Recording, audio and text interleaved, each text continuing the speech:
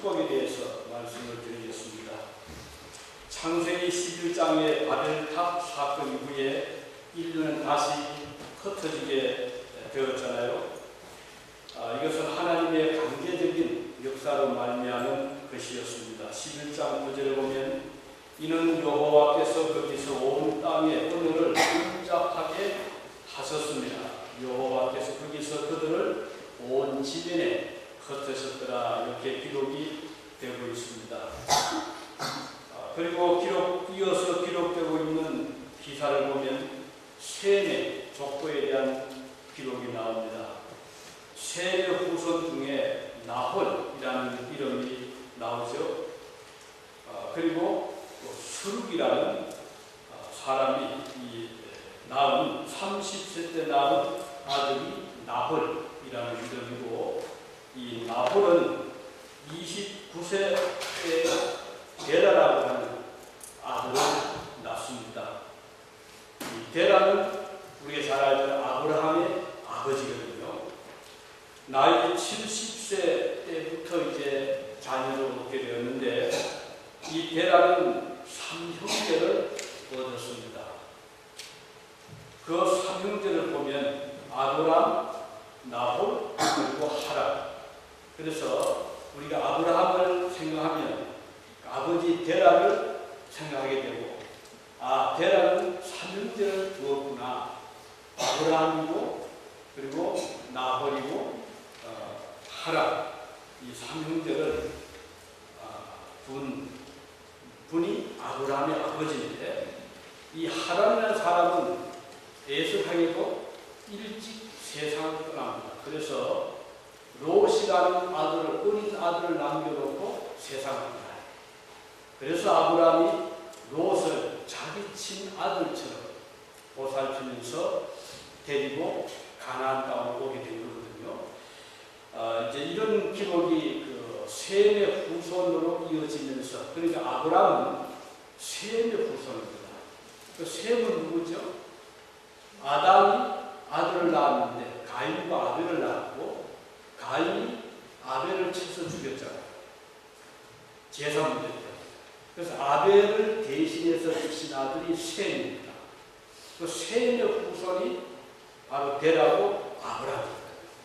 이걸 보면 역사는 의미 깊게 흘러가는 것을 볼 수가 있어요. 오늘 우리의 삶은 오늘에 그치는 것이 아니고 먼 훗날까지 이어진다는 우리 여기서 다시 한번 볼 수가 있습니다. 아브라함은 사례와 결혼을 했잖아요. 그렇지만 100세가 될 때까지 무자하게 살게 되었습니다. 참 심적으로 얼마나 힘이 들었겠습니까? 그렇지만 하나님께서 이 아브라함을 긍휼히 보시고 나중에 후손을 주시게 되는데, 오늘 본문 창세기 12장 1절에서 2절에 보면 여호와께서 아브라함에게 이르시되 너는 너의 본토 친척 아비 집을 떠나 내가 너에게 지시할 땅으로 가라. 이런 말씀이 나옵니다.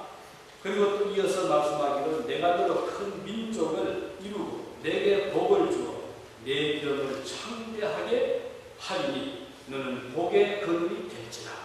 매우 중요한 창세기의 아브라함과 긴 말씀입니다. 이런 말씀을 보면 아브라함은 지금 하나님께 받은 명령이요, 본토 친척 아비 집을 떠나라. 세퍼레이션을 지금 요구받잖아요. 철저한 과거와의 단절을 요구받습니다. 정붙었던 본토는 네이션 혹은 랜드, 땅을 의미한다. 다음은 친척은 릴레이션, 그러니까 인척이잖아요. 그 다음은 아비지, 혈육입니다. 그러니까 땅과 또 사람, 모든 인연을 단절하고 떠나라. 이렇게 하나님께서 아주 강한 영을 내리고 있거든요.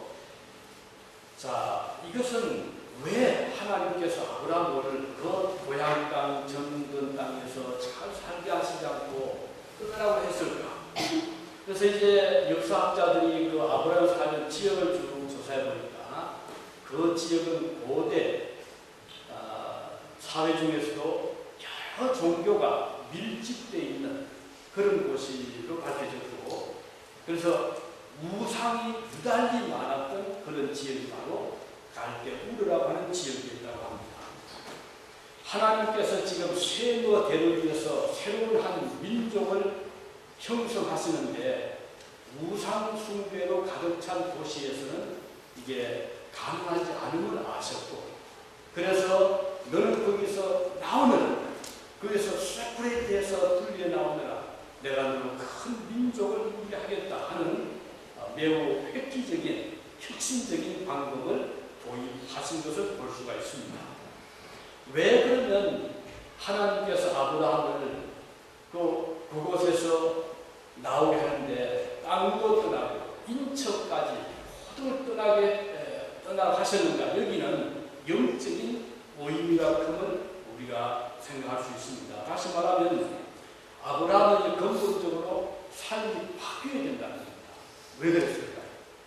아브라함으로 이어지는 모든 그 인간들의 속, 캐릭터, 또 영혼, 또 성격, 이 모든 인격 속에는 아담과 하와에게서 가지고 있었던 유전적인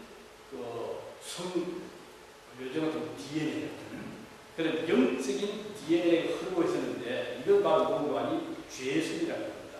하나님을 어게인스트하고 반역하고 또 치받고 대적하는 그런, 이것은 아담 하와의 후손들은 누구에게도 볼 수 있는 천사 같은 사람에게서도 어느 한 구석을 보면 하나님을 대적하는 자기중심적인 에고이즘이 있음을 성경은 말씀하거든요. 그래서 하나님께서 아브라함을 불러내실 때 고향, 친척, 본토를 떠나라 하신 것은 이제는 무언가 근본적인 변화가 필요하다. 옛사람 그대로가 안 된다. 이것들과 단절을 해라 해서 아브라함으로 하여금 새로운 사람으로 영적으로 거듭나는 그런 상징을 여기서 우리가 볼 수가 있는 것입니다. 사실 우리가 역사를 보면 아담과 하와 이후에 그 집에서 살인사건이 났잖아요. 얼마 못 가서 또 노아 시대 때 하나님을 또 반역하면서 악을 행했잖아요.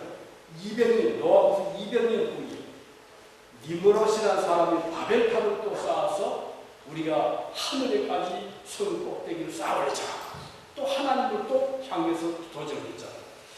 이걸 보면 계속해서 인간 역사는요, 하나님을 사랑하고 하나님께 감사하고 경배하는 것보다는 틈만 있으면 하나님을 대적하고 항거하고 배반하는 이런 것을 볼 수가 있습니다. 하나님은 아브라함을 택하시면서 너희의 본토 친척 아비집을 떠나라 할 때는 너는 새로운 사람이 되어야 된다.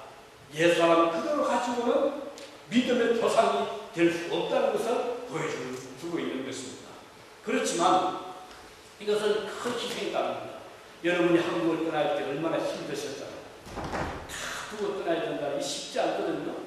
그렇지만 이런 각오를 하고 결단을 내리고 떠났을 때 하나님께서는 아브라함과 그 가정에 주신 약속이 있었습니다. 이것이 시대가 축복인데 같이 말씀을 나누면서 은혜를 받길 바랍니다. 그 첫 번째 축복은 내가 그것을 떠나서 내가 지시하는 가나안으로 가기만 하면 큰 민족을 이루게 하겠다는 것이 하나님의 약속이셨습니다. 2절에 보면 내가 너를 큰 민족을 이루고 내게 복을 주어라고 기록이 되어 있습니다. 자, 이것은 사실 금방 되는 게 아니잖아요.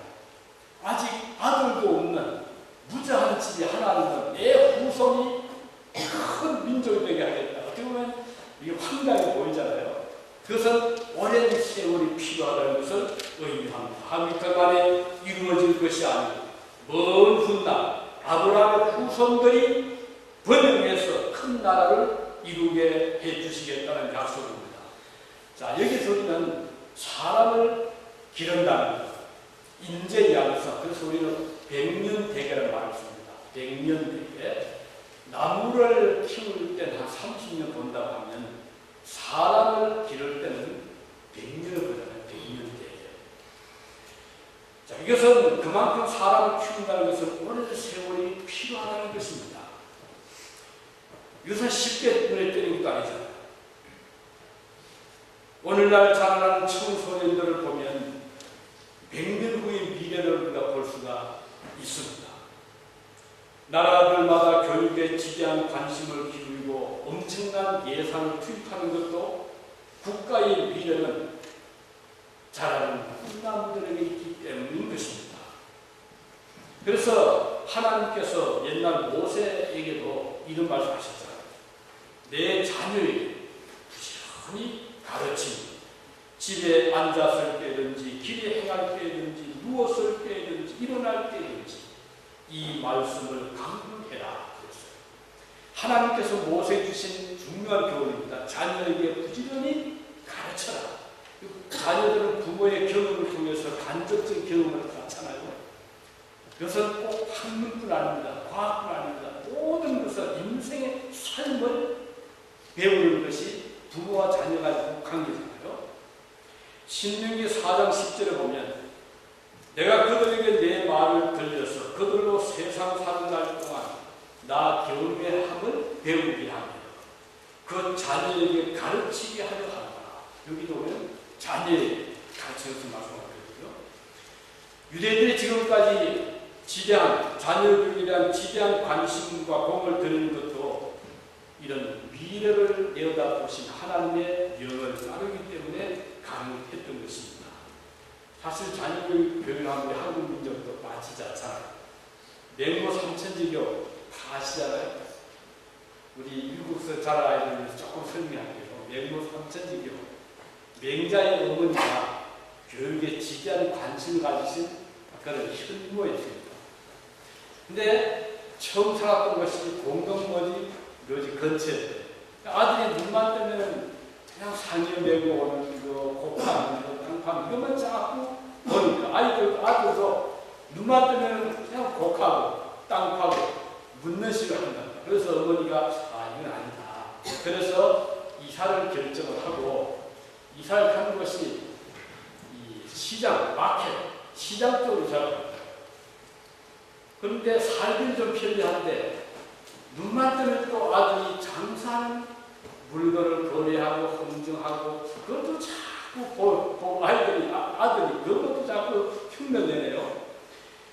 참 거리기도 모르는 거예요. 그래서 어머니가 이것도 아니구나. 사람 살고 싶이 편리하다고 단언하는 거 해서 그 다음 갔던 곳이 서당 근처에 됩니다. 서당 학교잖아요. 도서관 있고 서성 있고 그런데 그곳에 갔더니 그곳을 책을 보는 것을 보고 글 읽는 것을 보고 아들이 그때부터 책에 관심 가지고 읽고 그래서 마침내 어머니의 그런 공을 통해서 훌륭한 학자, 맹자가 나와서 맹모 삼천지교라는 그런 이가가 있잖아요. 사실 우리 한국 어머니들은 자녀 교육에 아주 많은 관심을 가지고 이것은 매우 좋은 일로 생각을 합니다. 하지만 오늘 우리 현실은 어떨까요? 우리가 부모가 쏟는 그 대가만큼 자녀들이 보답을 하고 있는가 한번 생각을 해볼 필요가 있겠습니다. 그래서 요즘 아이들은 교육서를 무척 잘 해요.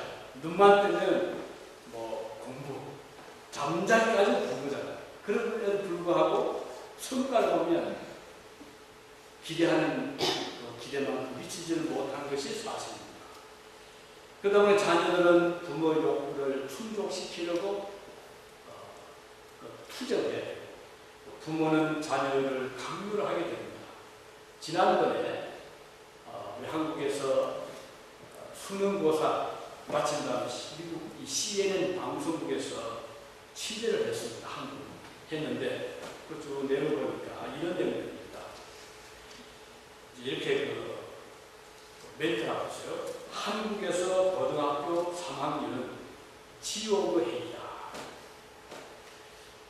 자신의 미래를 결정짓는 최종 시험을 보는 시기가 바로 고3 때이기 때문이다. 그런 것을 시작하면서 이 대학 수학 능력 시험을 계기로 한국의 교육 현실을 조명을 했는데, 계속 말하기로 70만 명이 넘는 학생들이 보는 수능 시험을 위해서 이날 한국에서는 주식 시장이 늦게 개장을 했고, 학생들을 나누기 위해서 지하철과 버스가 정편이 됐다.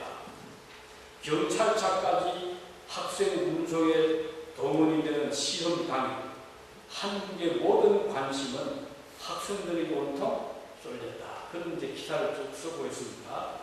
그리고 또 이제 스케치하는 후배들, 학교 후배들은 선배들의 수능시험 응원을 위해 오전 4시부터 고사장 앞에서 진을 치고 요란한 응원을 준비하고 있더라. 이런 기록을 또 이렇게 기사를 보냈습니다. 배화여고 한 교사는 한국에서는 학생들이 이날을 위해 산다고 하면서 하루 만에 모든 것이 결정되는 것이 현실이다. 이런 인터뷰를 했습니다. CNN이 한국에서 대학 입시를 중요하게 생각한 이유는 학문적인 성취를 사회적인 지위로 생각했던 그런 전통, 유교 사상이 남아있기 때문이라고 분석을 했습니다. 한국 고등학생 중 80%가 대학에 진학을 하고 더 좋은 대학 가기 위해서 75% 학생이 사교육을 받는 것으로 나타났다고 또 통계를 또 전했습니다. 이 방송에 이어서 힘든 입시 제도로 학생들이 큰 스트레스를 받고 있다고 전하면서 심리적인 부담감은 높은 자살률로 연결이 되어서 지난해 2009년 한 해에만 200명의 학생이 자살했다. 이렇게 통계를 냈습니다. 이걸 보면 과연 한국의 우리 조국의 교육 현실이 이 상태입니다. 우리가 어느 거로 봐도 그렇지 않다고 말할 수밖에 없어요. 그리고 또 계속해서 CNN 방송은 그 리포트하기를 응시자 20%는 재수생이라고 하면서 대학 시험 결과에 만족하지 못한 학생은 내년에 또다시 수면권을 박탈당하는 한 해를 보는 것이다. 이렇게 결론을 내고 있었습니다. 자, 그럼 이렇게 어려운 과목을 통과해서 대학을 졸업을 했다고 합시다. 그러면 기대했던 목적을 이룬 학생이 과연 몇 명, 몇 퍼센트나 될까요? 세계에서 가장 교육열이 높다고 하는 나라 중에 한 나라인 우리 조국의 교육이 나그네로 할 수 없잖아요. 심지어 어린 중학생들이 삶을 포기하고 죽음을 택하는 현실을 우리는 보고 있습니다. 최근에 어떤 통계를 보았더니 한국의 10대들의 죽음의 원인이 놀랍게도 70%는 질병이나 사고사가 아니라 자살이라는 것이에요. 중학생들이 70% 사망률은 자살이었습니다. 학교는 더 이상의 배움의 전당이라고 할 수 없게 된 것이 오늘의 현실입니다. 이렇게 볼 때 미래 꿈나무들이 시들어가고 있잖아요. 과거 때보다도 훌륭한 교육의 전문가들이 전국에 배치되어 있고 수많은 학자들이 배출되어서 교육의 열성을 쏟고 있음에도 불구하고 현실은 점점 더 어려워지고 있는 것이 사실입니다. 이제 우리 그리스도인들은 성경에 기록된 말씀으로 눈을 돌려야 할 때가 되었습니다. 그것은 하나님 약속의 말씀입니다. 자, 여기 아브라함을 보고 너는 본토 친척 아비 집을 떠나라. 이것은 이 세상적인 사고, 삶의 방식을 과감히 던져버리고 하나님의 약속의 말씀을 따라서 새 출발을 할 때 그 후손들이 번창하고 큰 민족을 이룬다는 것을 보여주는 것입니다. 유럽을 다녀보면 많이 볼 수 있잖아요. 그런데 그 중에 한 가지 놀라운 것은 이 산이나 들의 나무들입니다. 유심히 보면 아주 우리들에게 필요한 그런 나무들을 쫙 심어놨어요. 그런데 그 나무들이 거의 50, 60년, 100년 나무들 그렇게 많거든요.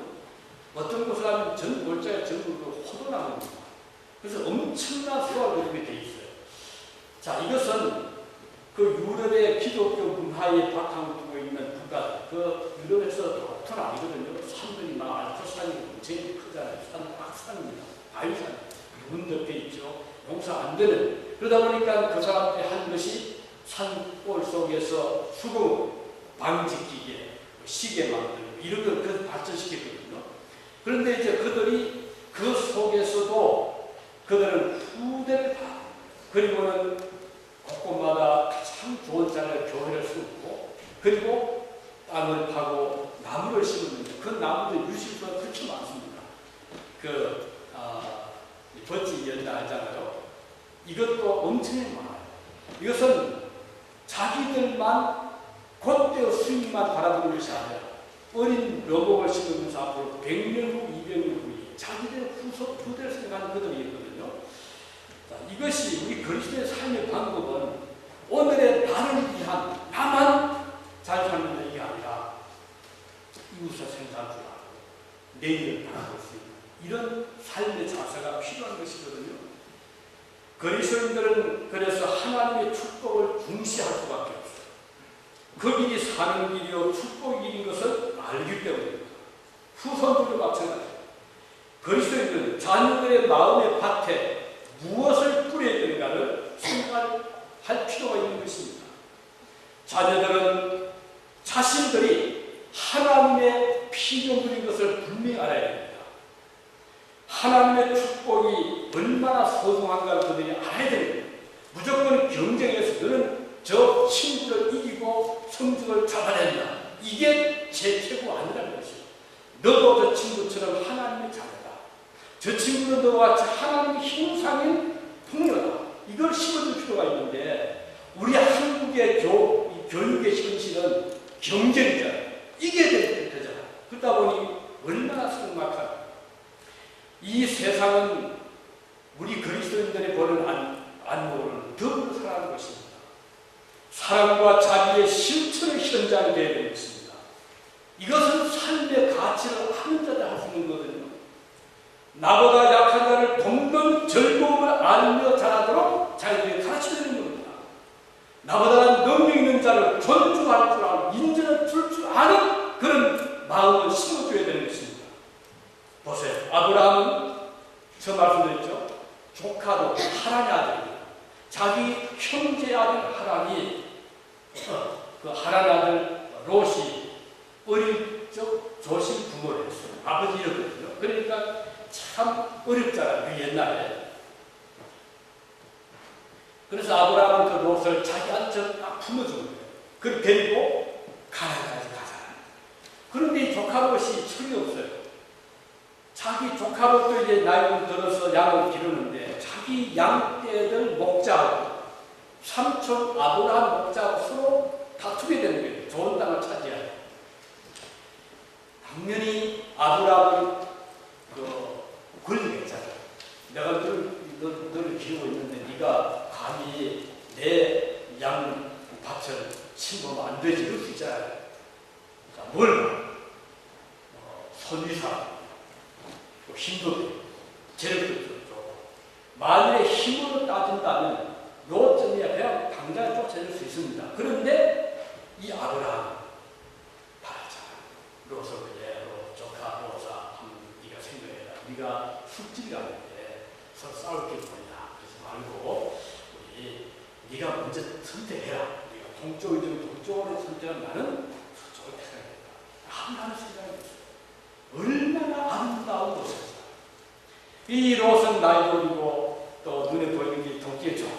보니까 큰 도시도 있고 풀도 많고 삼촌 저도 이거 사겠습니다. 따뜻하게 했잖아요.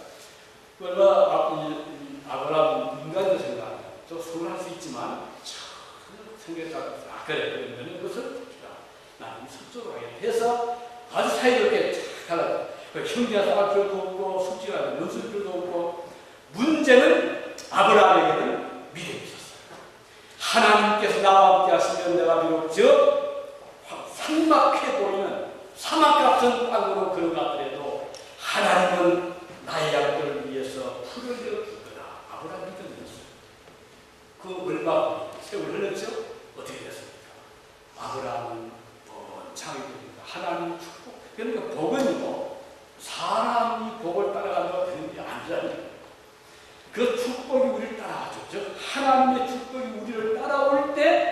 그러면 성공하게 됩니다. 우리 유학생들 참 힘들게 왔잖아요. 한 가지로 그리스도인들은 하나님께서 나와 함께 하시니 앞으로 무슨 일을 해도 하고 또는 사업자 하든 한자의 길을 하든 하나님이 함께 하시면 그 가는 길은 판단대로 될 것이다. 철저한 신앙적 자세가 필요합니다. 그러면 하나님께서 우리의 걸음걸음마다 학자의 지혜를 주시고 위대한 일을 하게 해주시는 거예요.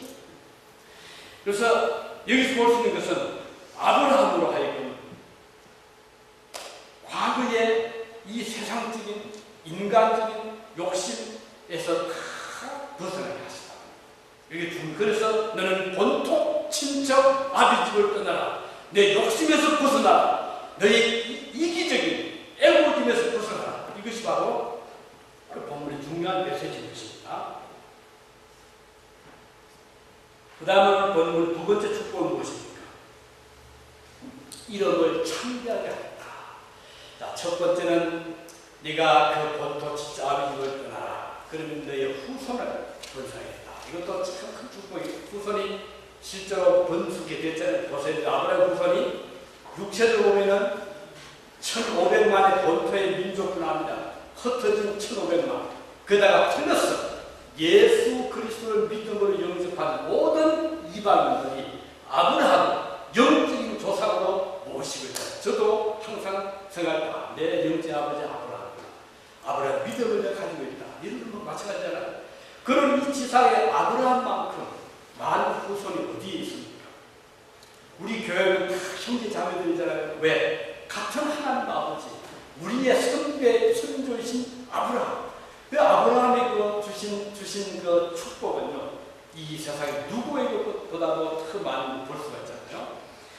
아브라함은 영적으로 믿음의 조상이 된 거예요. 두 번째 말씀드린 대로 이름을 창대하게 하겠다.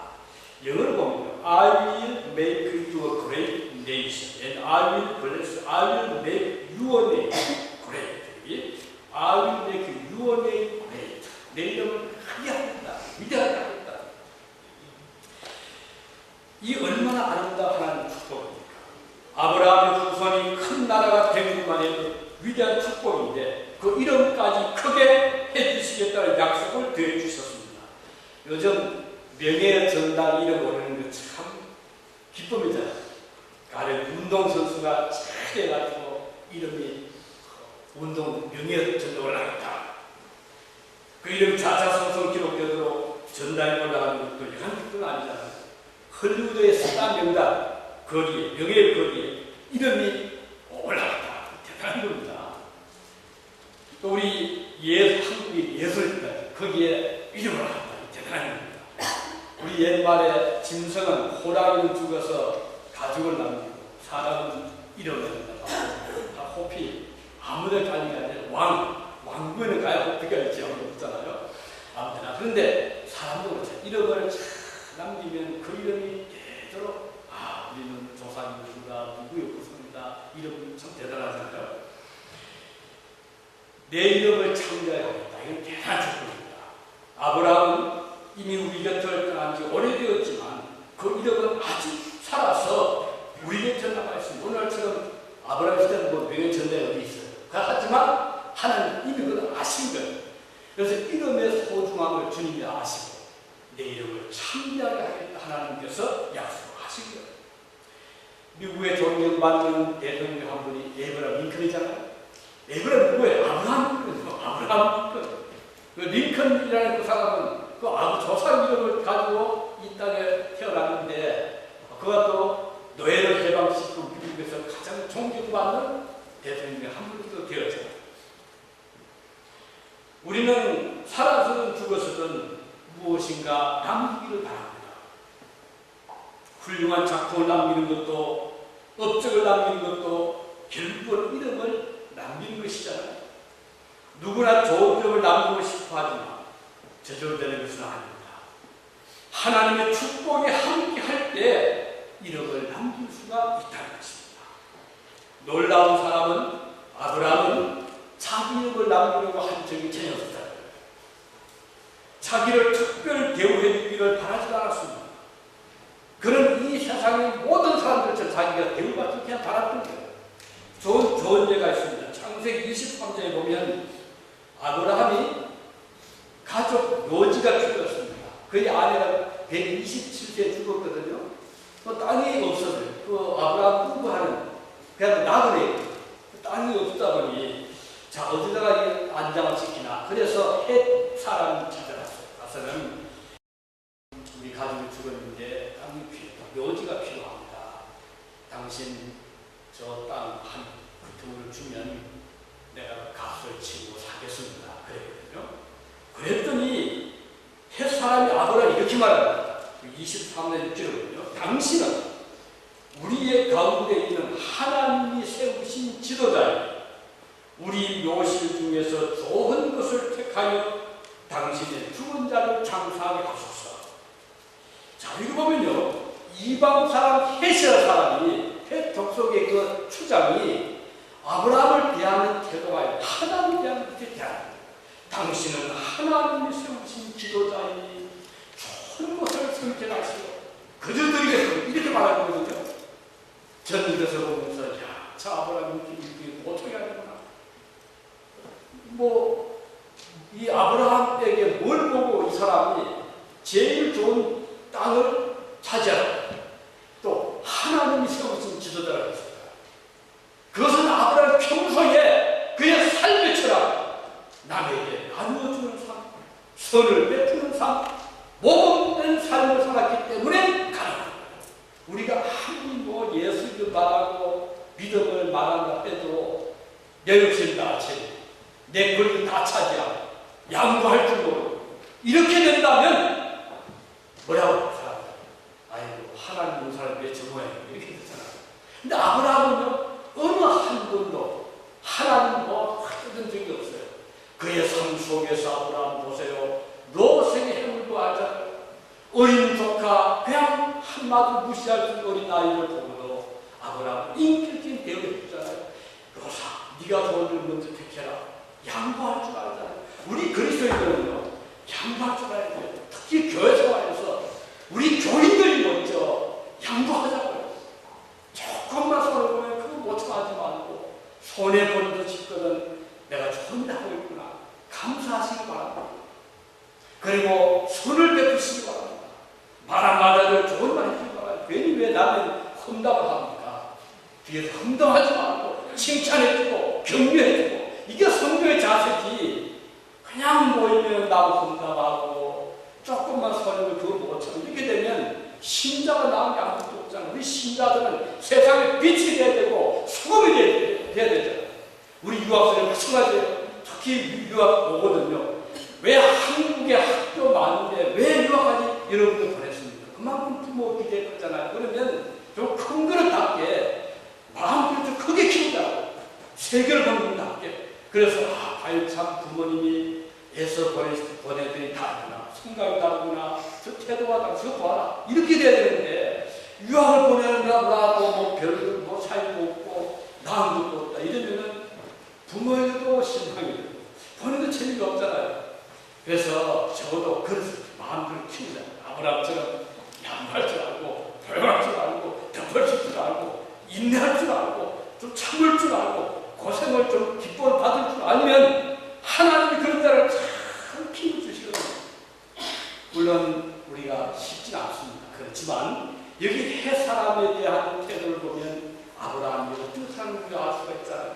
그래서 아브라함은요 끝까지 그 땅값 400세겔 적은 건 아닙니다. 엄청난 돈을 지불을 다 했습니다. 그리고는 자기 부인의 묘를 긁다가 막걸리를 끓다가 이제 안장을 시켜요. 그리고 그 후대들이 다 금대 붙였어요. 그걸 얼마나 뜻해요? 우리 조상이 돈 주고 산 땅이다. 그냥 얻은 게 아니라 그냥 값을 지불하고 정당히 지불하고 우리 땅을 산 거다. 자손들도 보람되고 아브라함도 보람되고 참 이게 인간 관계가 아니겠어요? 우리가 성경에 보면 주는 자가 복이 있다. 이게 참 진리입니다. 물론 받을 때 기분이 좋죠. 하지만 더 기분 좋은 것은 내가 줄 때입니다. 얼마나 감사히 힘이 생겨 주잖아요. 그래서 하나님 앞에다 주여 주는 자가 되게 주십시오. 사랑을 받는 자가 주는 자가 되게 주십시오. 사랑을 왜 그렇지 말고요. 주여 사랑을 베풀어 주라 이렇게 기도하시기 바랍니다. 이게 하나님의 복이잖아요. 사랑도 베풀 줄 알고 은혜도 베풀 줄 알고 나눠줄 줄 알 때 하나님 기뻐하시는 거예요. 그래서 이 아브라함은요, 그 이름이 이렇게 빛나게 됩니다. 이방 속에서 쉽지 않잖아요. 특히 이 이민사에서는 전 사방이 이민족들이잖아요. 나는 뭐 백인, 뭐 저 멕시칸, 뭐 아시아, 다 이런 사람들 사이에 우리가 어떻게 살겠어요? 우리 교회를 그래서 이게 세우면서 참 신경을 많이 쓰고 있어요. 지금 많이 쓰고 있습니다. 그래서 한마디 컴플레인 들으면 적극적으로 듣고 고쳐나가거든요. 그랬더니 주민들이 참 우리를 존중해 주거든요. 그리고 칭찬해 주거든요. 그거 가지고 뭐 좀 손해보듯이 가지고 뭐 이렇게 말 대고 이렇게 하면 앞에서는 뭐 수를 할지 모르지만 돌아서 욕하거든요. 그리고 항상 우리가 양보해 줄 줄 알고 우리가 큰 걸 가지고 있으면 덮어줄 줄 알잖아요. 바닷물 왜 이렇게 안 춥습니까? 크잖아요. 큰 그릇이 될 수 있게 기도하시 바랍니다. 그 다음 마지막 세 번째 축복은 아브라함은 복의 근원이 된다. 자, 첫 번째는 조상 후손들이 창대하게 됩니다. 두 번째는 이름이 빛나게 됩니다. 세 번째는 오늘 본문 말씀 복의 근원. 무슨 말입니까? 이렇게 말합니다. 너를 축복하는 자에게는 내가 복을 내리고 너를 저주하는 자에게는 내가 저주하리. 땅의 모든 족속이 너를 인하여 복을 얻을 것이다. 참 말씀하셨어요. 사람들이 저를 칭찬하면 저에게 복을 빌면 그 사람의 복을 같이 받게 하신다는 거예요. 만약 사람들이 저를 보고 막 욕을 하고 저주하면 하나님이 그 사람을 저주하는 거예요. 그럼 우리는 어떻게 되겠습니까? 우리는 복을 빌어야죠. 그렇죠? 그래서 여러분들이 복을 빌어주면요, 그 축복이 우리에게도 같이 오게 돼요.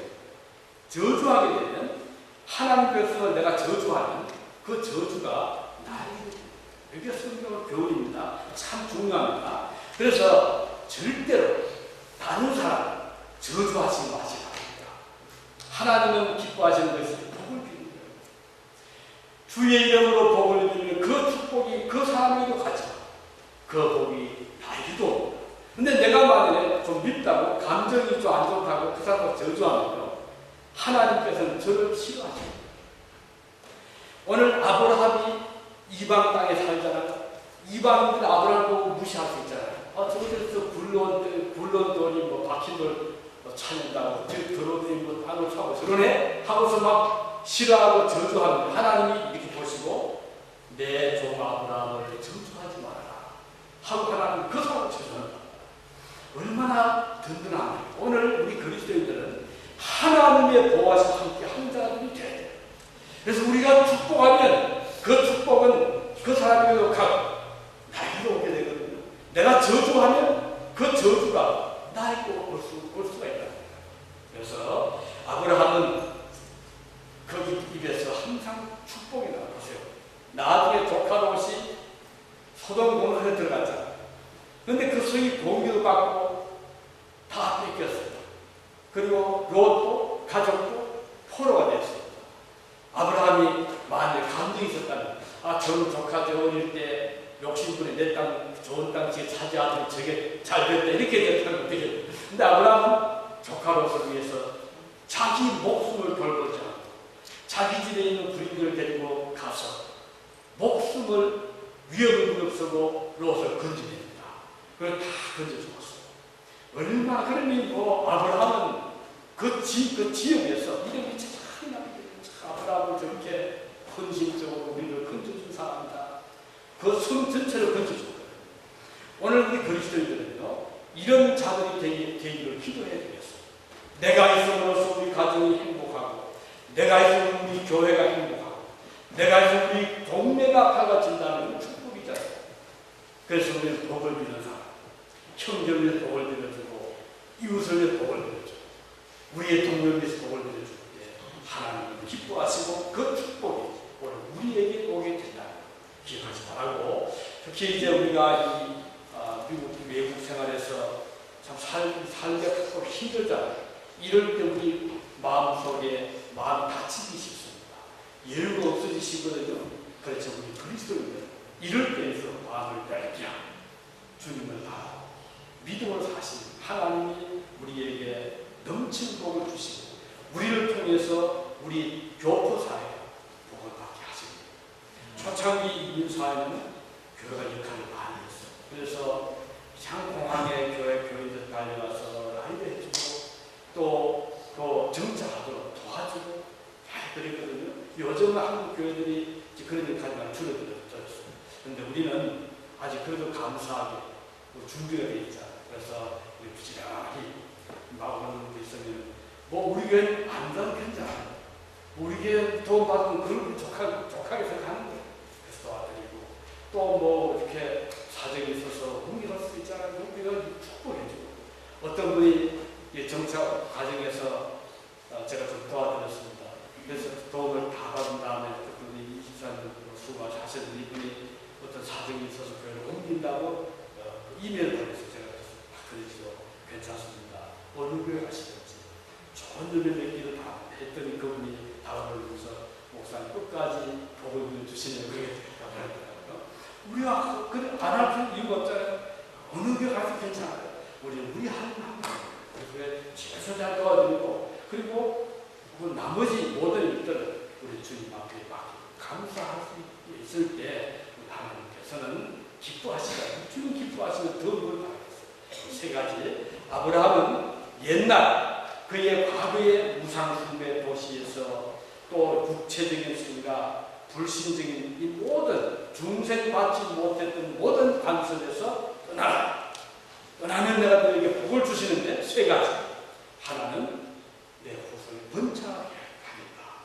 두 번째는 내 이름을 청대하게 하겠다. 세 번째는 이와 같이 또 아브라함을 통해서 민족, 다른 사람 복을 빌 때 함께 복을 받게 해주겠다. 복의 금이 되게 해주겠다. 세 가지 복이 우리에게도 함께 하시기 바랍니다. 기도하시겠습니다. 오늘 오신 주님 감사드립니다. 오늘 저희들도 아브라함처럼 되기를 원합니다. 과거를 다 청산하고 새 사람이 되어서 우리의 삶이 변화되고